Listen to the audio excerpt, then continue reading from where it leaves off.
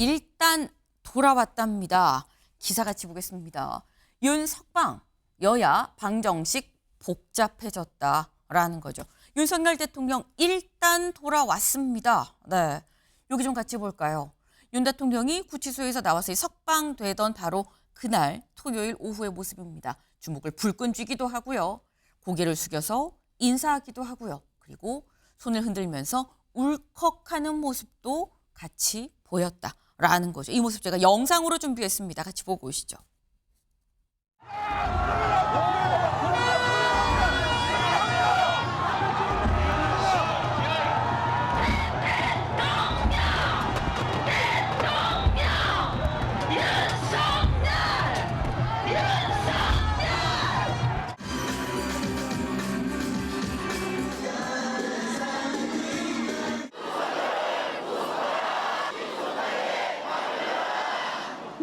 무한적 공의와 통일의 법칙의 보호와 마이크는 못 들어.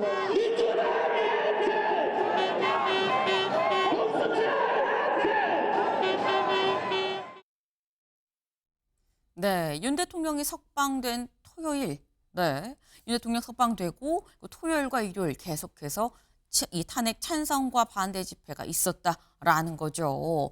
윤 대통령의 석방과 함께 탄핵 찬성도 탄핵 반대도 목소리가 더 커졌다, 격해졌다라는 겁니다. 여기 좀 같이 볼까요? 이 중앙일보 기사죠. 중앙일보의 첫 번째 문장은 이렇게 시작을 합니다. 구치소 정문을 통과하기 직전 경호 차량에서 내린 그는 34걸음을 내려 걸은 뒤 90도 가까이 3번 고개를 숙였다. 이후 32걸음을 걷고 2번, 다시 48걸음을 걷고 2번, 또 고개를 숙였다. 경호 차량에 다시 탈 때까지 2분 54초간 이렇게 인사는 11번 있었다라는 거죠. 2분 54초 동안 연달아서 32걸음, 48걸음 등등을 걷고 연신 고개를 숙였다라는 거예요. 지금 제가 영상으로 보신 것처럼 이 탄핵 찬반 목소리도 더더욱 격해졌다라는 걸 저희가 직접 전해드리기도 했었는데 윤 대통령이 일단 돌아오면서 정치적 몸집이 전보다 더 커졌다라는 평가가 나옵니다. 김광선 변호사님, 여기에 동의하십니까? 동의를 합니다. 전적으로 동의를 하고요. 네. 지금 대통령이 이제 11번 인사를 했다는 거 아닙니까? 네. 이제 대통령은 그럴만하다고 봐요. 왜냐하면 사실 이제 대통령이 계엄 이후에 대통령을 지키고 호위했던 사람은 여당의 국회의원도 아니고요. 광장의 보수층이었거든요. 적극적 보수층, 강성지층, 뭐 상당히 중도적 보수층 이런 사람이 적극적으로 지지를 했고 일단 법적인 절차를 유배를 해서 석방이 됐지만 이거 자체는 아마 본인에게 지지했던 이런 보수층의 힘이었다 이렇게 생각할 가능성이 크고 당연히 감사할 필요가 저는 있다고 이렇게 봐요. 그래서 사실 이제까지 비상계엄 이후에 어떤 여론의 어떤 변화 이런 것들이 오히려 탄핵 반대에 좀 힘을 실어주는 그런 상황으로 많이 갔었거든요. 네. 근데 대통령 자체가 구치소에 있는 동안에도 그랬는데 구치소에 이제 석방이 됐잖아요. 물론 이거 자체가 이제 무죄 판결은 아니에요. 그렇지만 구속 취소 결정 자체를 이제까지 공수처의 부적법한 적법하지 못한 거에 대한 비판을 많이 했는데 그게 법원에서 받아들여진 거잖아요. 그러니까 보수층이랄지 대통령 입장에서는 고무될 수밖에 없고 또 이 내용 자체가 내란과 관련된 형사재판에도 분명히 영향을 미칠 가능성이 큽니다. 구속 취소 결정한 판사가 지금 이 재판을 맡고 있어요. 그러면 굉장히 희망제다 이렇게 볼 수 있는 거고 아마 이제 대통령도 그런 희망을 가지고 있을 겁니다. 일단 헌법재판소가 굉장히 공정보다는 이제 신속한 재판에 중점을 두고 했기 때문에 법원의 이런 결정 자체도 어떻게 보면 탄핵과 관련된 부분에 있어서도 대통령 지에 좀 유리하게 영향을 미칠 것이라고 생각할 가능성이 커요. 그러면 굉장히 힘을 받고 있는 거고 그러면 앞으로 어떤 여권이랄지 보수층의 정치의 구심력은 대통령 중심으로 갈 수밖에 없는 그런 상황이 되었다 이렇게 볼 수 있을 것 같습니다. 네. 지금 이 윤석열 대통령 석방이 되면서 이 정치적 몸집이 더 커졌다. 그리고 앞으로 윤 대통령이 더 구심점으로서의 역할을 하게 되지 않겠느냐라는 말씀을 하셨어요. 근데 지금 윤 대통령이 또 구심점 역할을 하고 정책 몸집이 커졌는데 중앙일보의 제목은 이렇죠. 윤석방 여야 방정식이 복잡해졌다라는 겁니다. 이 복잡해졌다라는 얘기를 지금 보면 김수민 위원님, 그러니까 더 커진 윤석열 대통령의 어떤 정치적 입지가 여당의 플러스 야당의 마이너스라고만 볼 수 있겠느냐라는 얘기로 사실 보이는 거거든요. 네. 저는 방정식이 복잡할 것은 없다고 봐요. 오히려 간단하다고 보는데 네. 윤석열 대통령의 정치적 몸집이 커졌다면 더 네. 악재가 국민의힘한테는 악재겠죠. 왜냐하면 집안이 별로 크지 않은데 식구 몸집만 커지면 다른 식구들이 더 이렇게 비좁게 살게 되는 그런 효과가 있는 건데 네. 지금 아무리 해도 탄핵 찬성이 반대보다 뚜렷하게 우세한 것이고 내란이다 아니다 이런 조사를 해봐도 내란이다가 더 우세해요. 그리고 이게 속방된다고 달라질 일은 아닌 거거든요. 그렇게 되면은 국민의힘 입장에서는 사실 윤석열 대통령하고 결별하지 않으면 이 대선에서 이기고 다음에 뭐 다다음 대선에서라도 이기고 이런 것들이 안 되게 됩니다. 근데 윤석열 대통령이 안 그래도 석방이 안 됐더라도 제가 봤을 때는 네. 옥중에서라도 일종의 상황 정치를 했을 거라고 보거든요. 근데 석방까지 돼버렸다고 한다면 윤 대통령이 국민의힘의 발목을 잡는 이런 것들이 굉장히 강화될 것이고 사실 최근 몇 주 동안 이 조기 대선 레이스라고 하는 것이 이재명 대 이재명의 싸움으로 많이 왔거든요. 그러다 보니까 이 대표도 이제 우클릭 행보도 하고 뭐 이런 식으로 뭐 포용 행보도 하고 이랬었는데 그리고 최근에는 또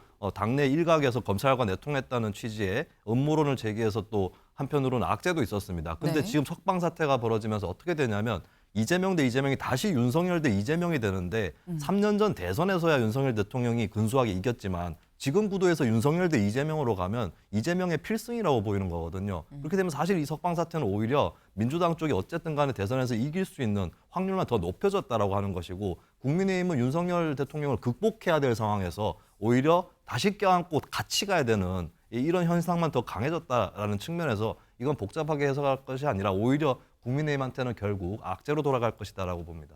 아, 이게 지금 방정식이 복잡할 게 없다. 그냥 국민의힘한테 악재가 커졌다라고 말씀을 하셨어요, 김 변호사님. 제가 볼 때는 이제 방정식은 복잡해졌어요. 왜 복잡하다. 복잡해졌냐면 네. 우리 김수민 평론가께서는 이제 대선을 얘기하고 있거든요. 네. 이제 대선이 아니고 제일 중요하게 앞에 있는 건 탄핵이거든요. 근데 사실 우리가 뭐 많은 전문가도 그렇고 방송 패널도 마찬가지고 언론도 윤 대통령이 구속 취소돼가지고 석방될 거라고는 예상을 못했잖아요. 그래서 전혀 생각지도 않는 일이 일어난 거거든요. 그러다 보니까 지금 제일 당황한 건 이제 민주당하고 이재명 대표단 말이에요. 혹시 이게 또 탄핵에 영향을 미치지 않을까라는 그런 우려는 분명히 있을 거예요. 그리고 첫 번째는 제일 우려하는 것이 아마 탄핵이 또 기각되는 게 아니에요라는 생각을 할 수가 있는 거죠. 네. 그래서 지금 발빠르게 움직이고 뭐 긴급 의총하고 그러면서 과연 이 사태의 초점을 어디에 맞출 것이냐. 오늘은 완전 이제 검찰에 맞추고 있는 것 같고 비난에. 네. 두 번째 아마 걱정하는 것은 지금 이것이 탄핵의 평의의 결과를 미쳐서 결국 결과에 따라서는 이게 또 연장이 될까 봐 걱정을 하는 거예요. 네. 연장이 돼가지고 탄핵 심판 결과가 늦게 나와버리면 이재명 대표의 사법 리스크 관련해서 굉장히 치명적이거든요. 민주당이 걱정하는 건 두 가지다. 네. 이게 뭐 탄핵 심판과 구속주는 별개의 것이지만 혹시 이게 탄핵 기각에 영향을 미칠까? 아니면 탄핵 심판의 결과가 늦어질까? 이제 그러다 보니까 어떻게 보면 제일 머리가 복잡하고 고민이 많은 거죠. 지금 말씀은 김수민 의원님은 이게 결국 조기 대선이 열린다는 가정하에 봤을 때 어떻게 윤 대통령이 탄핵이 된 윤 대통령을 넘어설 것이냐, 국힘한테 악재다라고 말씀을 하셨는데 지금 김광사 변호사님은 대선까지 조기 대선까지 가기 전에 탄핵 심판 자체도 어떻게 될지 모르는 상황 아니겠느냐. 이걸 국민의힘한테 악재라고만 볼 수 있느냐. 복잡하다라고 지금 말씀을 하셨어요. 지금 이 상황을 좀 차근차근 알아보려면 법원이 구속 취소 결정을 받아들인 이유부터 좀 봐야 될 것 같습니다. 그 이유 같이 볼까요? 이겁니다. 크게 한 두 가지 정도예요. 첫 번째는 구속 기간이 만료된 상태에서 기소를 했다라는 거죠. 그러니까 여기 보면 구속 전 피의자 신문 시간을 어떻게 산정을 하느냐에 따라서 하루하루 일자, 날짜가 아니라 실제 시간으로 몇 시간, 몇 분, 실제 시간으로 계산을 했었어야 되는데 그렇게 생각한다면 9시간 49분이 추가했다. 도과해서 이 사실상 구속기간이 만료가 된 이후에 공소를 제기해서 이거는 의미가 없다. 석방해야 된다라는 거고 근데 두 번째가 더 중요해 보입니다. 공수처의 내란죄 수사는 명확한 법률 규정이 없다라는 거예요. 절차의 명확성을 기하고 수사 과정의 적법성에 관한 의문의 여지를 해소하는 게 바람직하다라는 얘기를 하고 있어요. 그러니까 구속기간이 만료되지 않은 상태였었어도 구속기간 여부와 따로 얘기를 해도 이거는 그냥 이 자체로 공수처가 이렇게 할 수 있어? 라는 부분에 대해서 이건 좀 논란이 있어서 논란이 해소되지 않았기 때문에 구속 이 자체는 좀 석방의 요건이 된다라고 재판부가 판단을 했다라는 거죠. 공수처가 내란죄 수사 권한이 있는지 뭐가 명확하지가 않다라는 얘기인 거예요. 근데 그렇다고 하면 김광선 변호사님, 그러니까 이게 수사 과정 적법성에 관한 의문의 여지를 해소해야 된다라는 게 지금 재판부의 판단이라고 한다면 이건 좀 주목해 볼 만한 게 탄핵 심판도 그렇고 형사소송도 그렇고 지금 윤 대통령 쪽에서는 계속 얘기하는 게 뭔가 절차적 정당성 타당하지 않은 이런 주장들을 계속 하고 있거든요. 그럼 이거는 근본이 좀 흔들릴 수 있는 거 아닙니까? 검찰의 기소에? 지금 법원의 구속 취소 결정에 네. 가장 많이 할애된 것이 이제 구속기간 만기 관련된 거예요. 네. 구속기간 만기는 명백히 이게 기한을 넘겼다고 이제 확정적으로 재판부가 얘기를 한 거예요. 그러니까 이제 구속은 잘못됐다는 것이고, 그다음에 중요한 것이 이렇지 않다 하더라도 구속기간 만기와 관련된 부분이 문제가 없다 하더라도 네. 공수처가 적법한 수사권을 갖고 있는지에 대해서 명확한 규정이 없고, 그렇다면 지금 수사권과 관련된 문제지 인신에 관한 부분은 사실은 엄격히 해석을 해야 하는 거예요. 네. 규정이 없으면 수사할 수가 없는 거거든요. 그런데 이런 부분 자체를 지금 지적을 했다 이렇게 볼 수가 있어요. 그렇기 때문에 지금 이 부분은 계속적으로 뭐 저희도 마찬가지고 대통령 측도 마찬가지고 많은 전문가 사람들이 주장했던 내용이거든요. 과연 수사권이 있느냐 없느냐.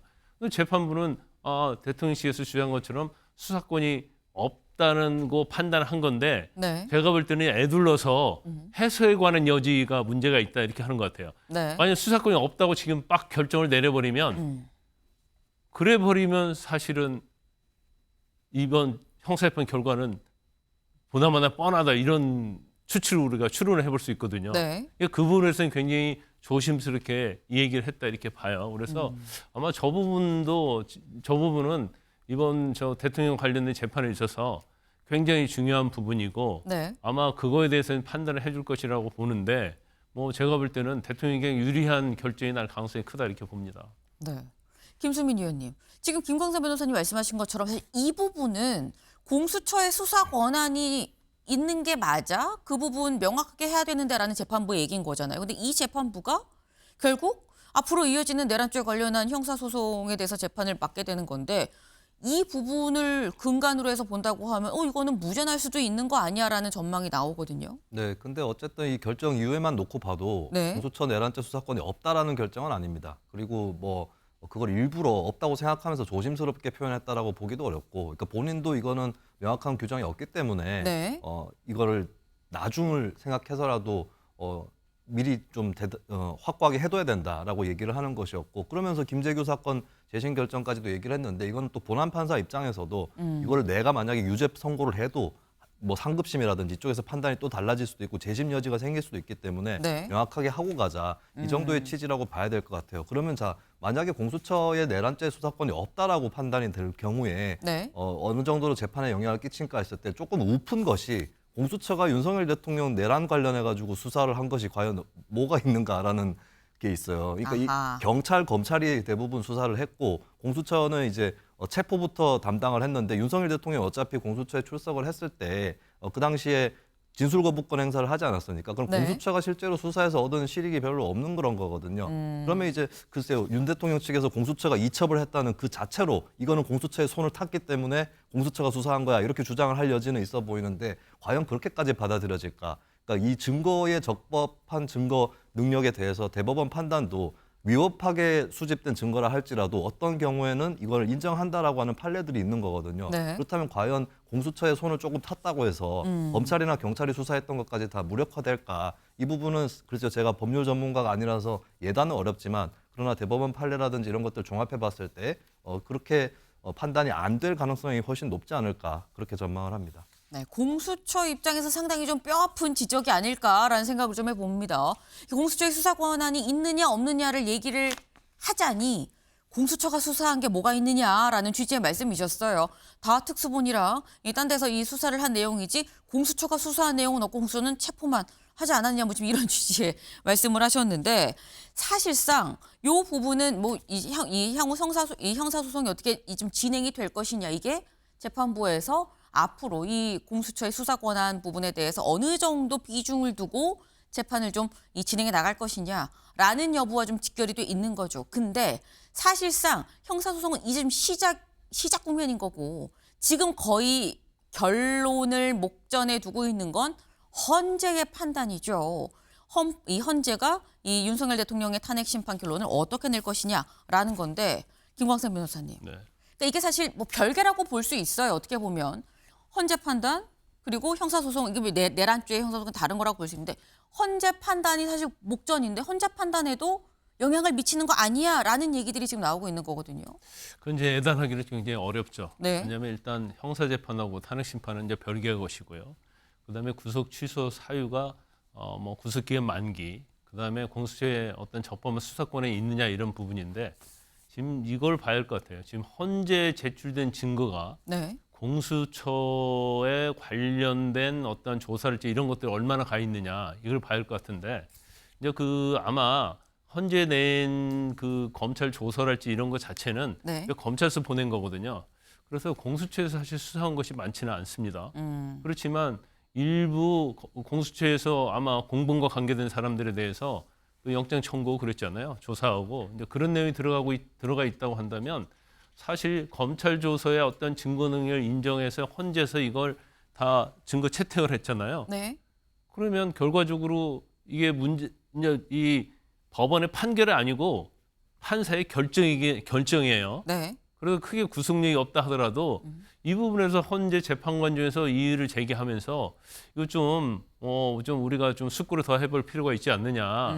그래서 이제까지 우리가 증거 채택한 것 중에서 좀 문제가 있는 것들이 있을 수 있으니까 검토를 한번 해보자 이럴 수 있고 아마 윤 대통령 측에서는 헌법심판을 재개를 해야 한다 그럴 거예요. 지난달 25일 날 결심됐잖아요.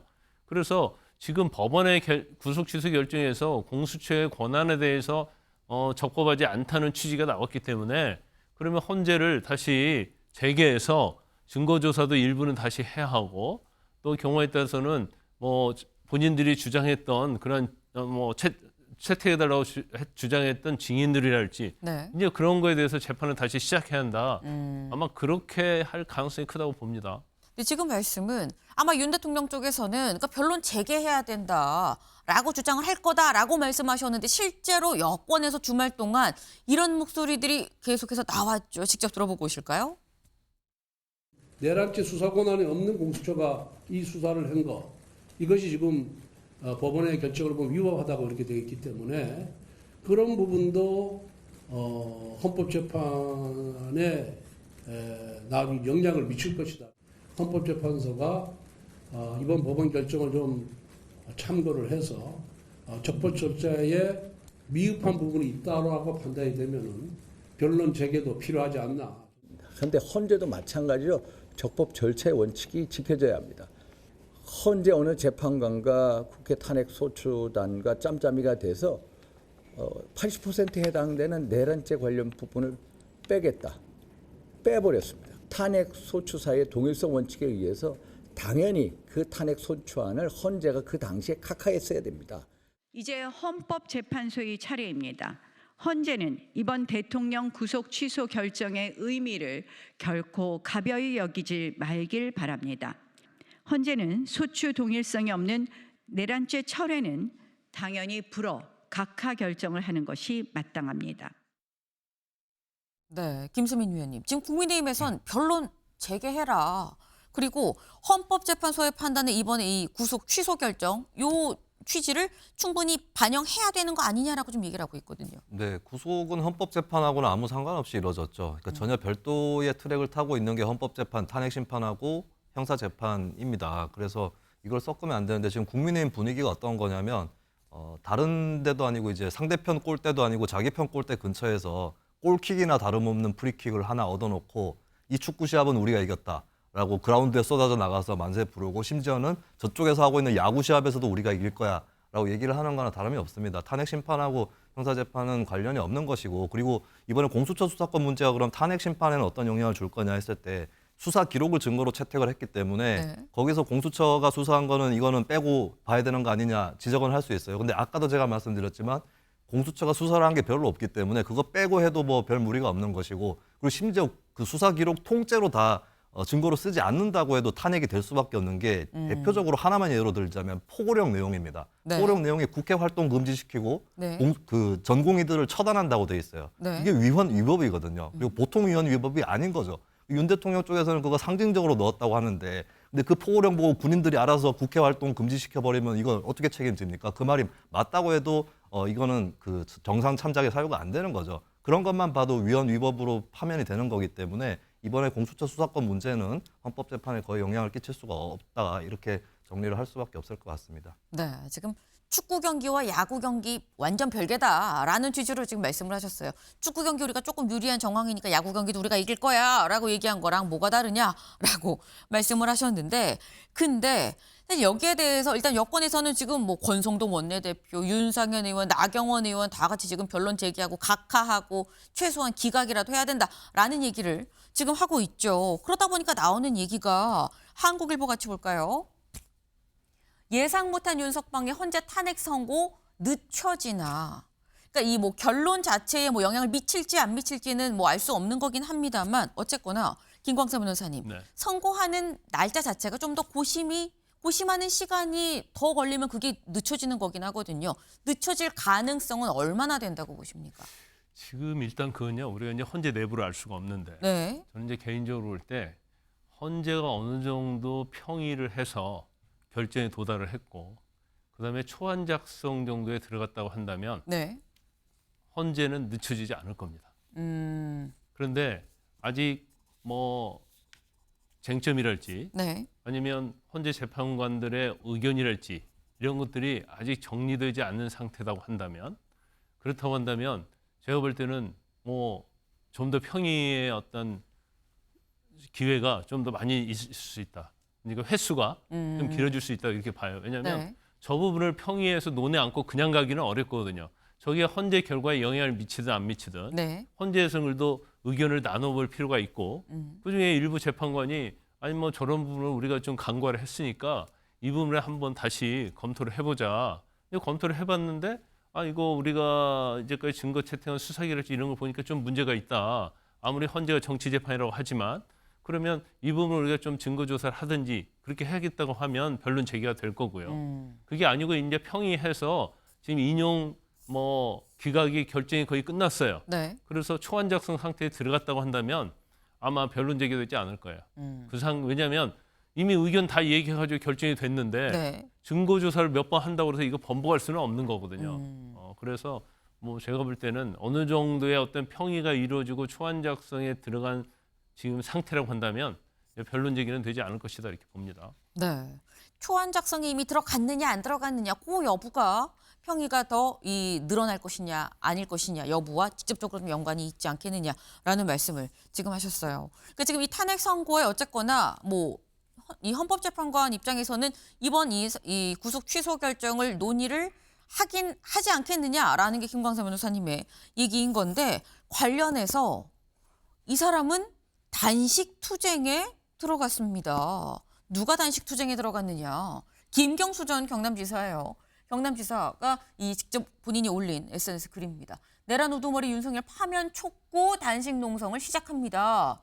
윤 대통령이 다시 대통령에 오면 계엄을 발동할 수도 있는데 이건 독재 시절로 돌아가는 겁니다. 때문에 탄핵이 인용될 때까지 모든 걸 걸고 시민들과 함께 끝까지 싸우겠다라고 단식 투쟁에 돌입합니다. 어제 저녁을 기점으로 단식 투쟁에 지금 들어갔죠.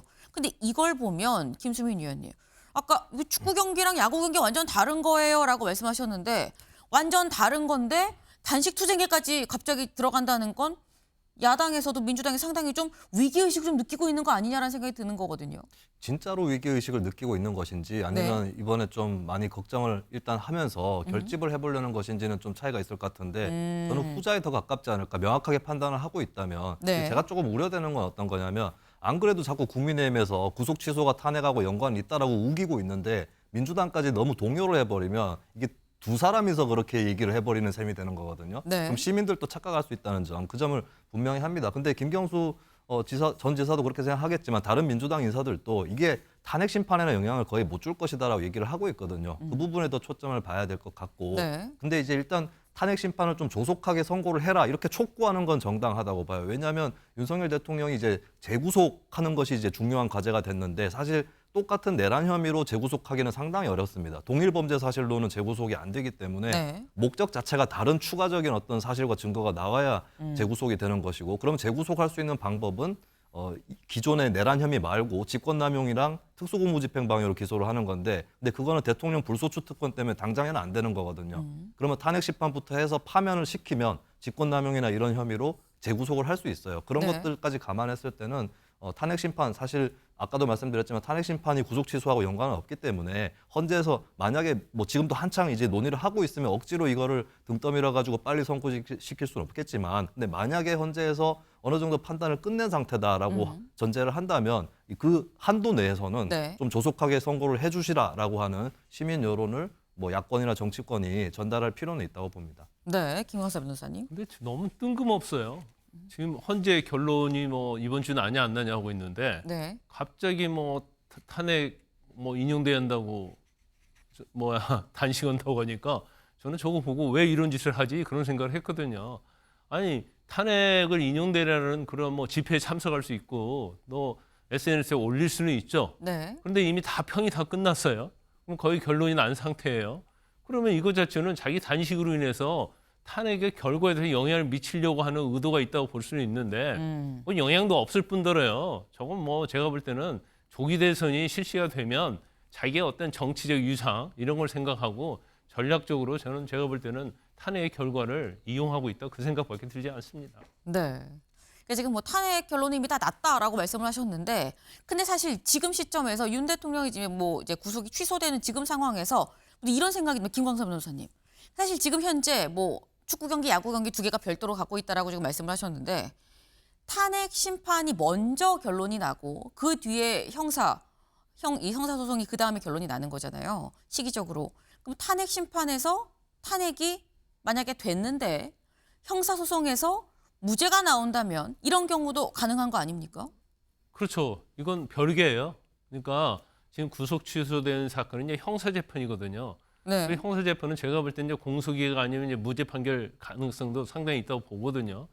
그런데 이것은 이제 형사 재판을 처벌하는 거고 처벌 유무를 결정을 하고, 탄핵 자체는 이게 형사적으로 내란죄가 되든 안 되든 네. 대통령의 비상계엄 선포 자체가 헌법이나 법률 위반이 되었느냐, 그리고 헌법 법률 위반이 되었다 하더라도 중대한 헌법 법률 위반이냐, 이걸 따지는 거기 때문에 사실은 뭐 우리가 그냥 개인적으로 생각하면 예를 들어 탄핵이 인용됐는데 뭐 형사건이 무죄가 됐어요. 네. 그러면 뭔가 모순된 것처럼 보이잖아요. 또 탄핵이 기각됐는데 형사 재판은 유죄가 됐어. 네. 그러면 이거 왜 같이 가야 하는 거 아니야? 그런데 그것은 뭐 형사 재판은 좀 더 엄격한 증명을 요구하고 또 절차에 있어서 굉장히 절차를 중요하게 여깁니다. 그러지만 이제 헌재 자체는 정치적 재판의 성격이 강하기 때문에 그런 부분에 있어서 약간 흠결이 있다 하더라도 이제 전체적으로 헌법 법률 위반을 따지는 거기 때문에 이건 형사 재판과 헌법 심판은 좀 다르다 이렇게 봐야 합니다. 네.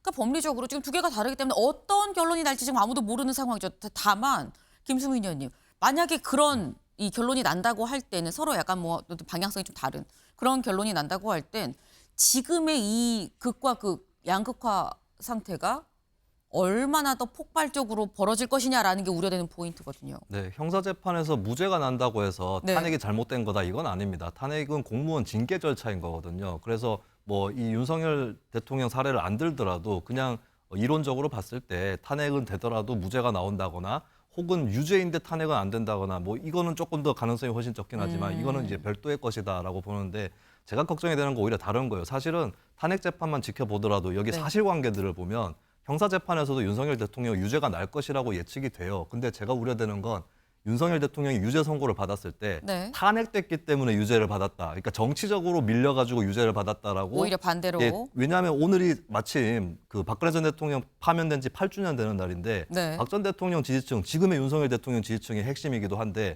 이분들이 상당수가 보면 박근혜가 탄핵이 안 됐으면 감옥도 안 갔을 거다라고 생각을 하시더라고요. 전혀 그런 게 아닙니다. 네. 탄핵하고 이 형사재판은 판단의 기준이랄까 그리고 성격이 다른 것이고 다만 같은 사실관계를 다룬다면 탄핵재판에서 다뤄졌던 그 내용을 참고해서 형사재판에서도 어떻게 될 거다 이거는 예측을 해볼 수는 있는 거죠. 네.